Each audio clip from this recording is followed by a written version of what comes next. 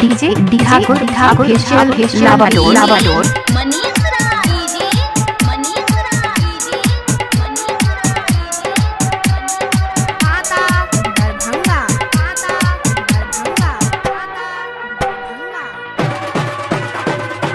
पंडित जी हमर पतरा देख दिया, कौन छौरी से शादी होते से कह दिया। प्यार करे छी हम पलटुआ बेटी से, की छे नसीब में से कह दिया। यो बाबा पंडित जी हमर पतरा देख दिया, कौन छौरी से शादी होते से कह दिया। प्यार करे छी हम पलटुआ बेटी से, की छे नसीब में से कह दिया। यो बाबा पंडित जी हमर पतरा देख दिया, कौन छौरी से शादी होते से कह दिया।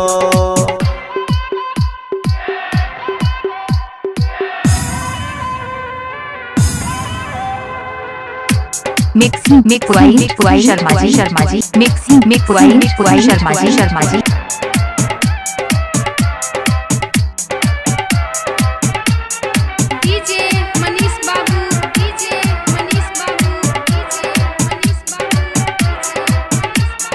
छौरी से शादी करेला की कर्म ने केली, पंडित जी से हाथ देखेली ओझा से झरबेली। पंडित जी से हाथ देखेली ओझा से झरबेली। छौरी से शादी करेला की कर्म ने केली, पंडित जी से हाथ देखेली ओझा से झरबेली। छै कोनो गरह से हो कट दिया, पंडित जी हमर पतरा देख दिया।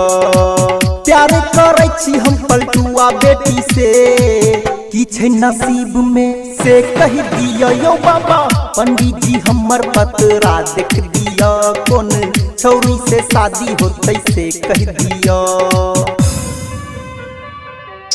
DJ Govind Sharma DJ Govind Sharma.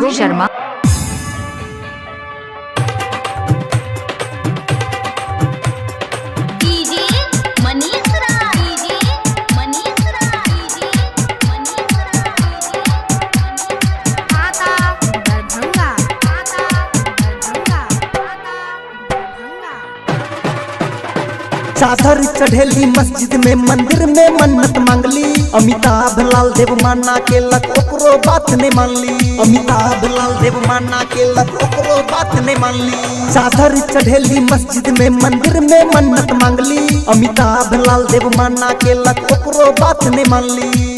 की छै नसीब में खोल के कह दिया, पंडित जी हमर पतरा देख दिया।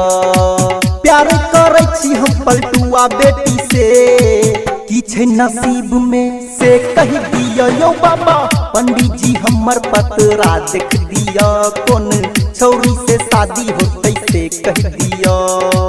प्यार करे छी हम पलटुआ बेटी से, की छे नसीब में से कह दिया। यो बाबा पंडित जी हमर पतरा देख दिया, डीजे ठाकुर लावाडोर।